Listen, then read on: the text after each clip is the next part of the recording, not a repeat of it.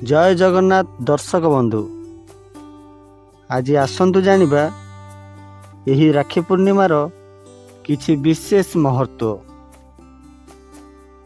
ओडिशार 12 मासरे 13 पर्व पालन करा जाए।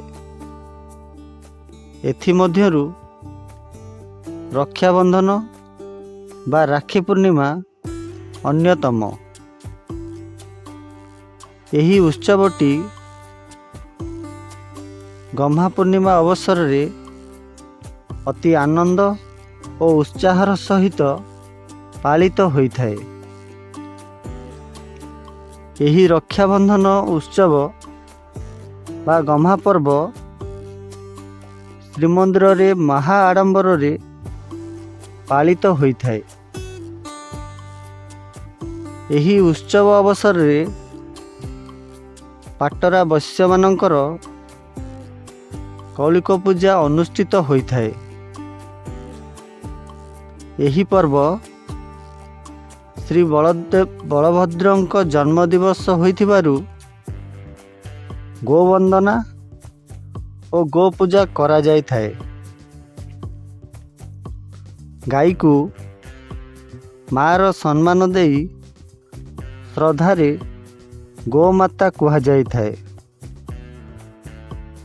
एही दिन गोमाता को राखी बांधिबा सहित भौणी माने भाई मानक हाथ रे राखी बांधि थांती।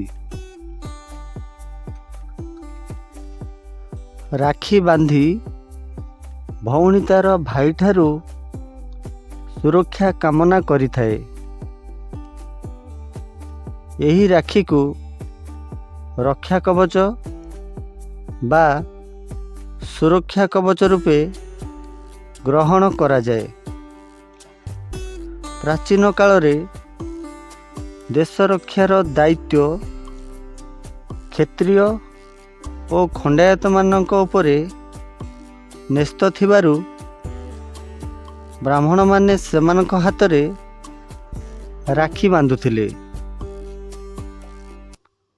पुराण और इतिहास प्रमाण मिले जे भौणी जमुना जमक हाथ रे राखी बांधी जम जंत्राणु रक्षा पाइथिले।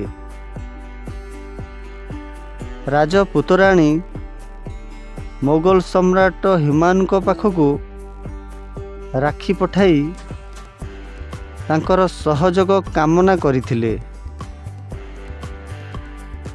आम जीवन नानादि दुख और जंत्रणा रे भरपूर।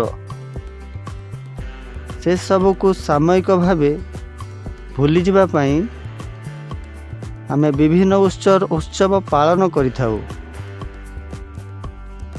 रक्षाबंधन एक पवित्र उत्सव। यही उत्सव स्नेह श्रद्धा प्रेम और प्रत्यय देई थाए। यह समाज रे एकता और सहयोगर निबिड़ बंधन सृष्टि करे। कर्ममय जीवन रे यही पर्व मनरे आनंद और कर्म करिवार नुआ उत्सव सृष्टि करिथाए। आपण मानंकु एई रक्षाबंधनर विषय वस्तु बा वर्णना केमिति लागिला कमेंट करी निश्चय जणाइबे।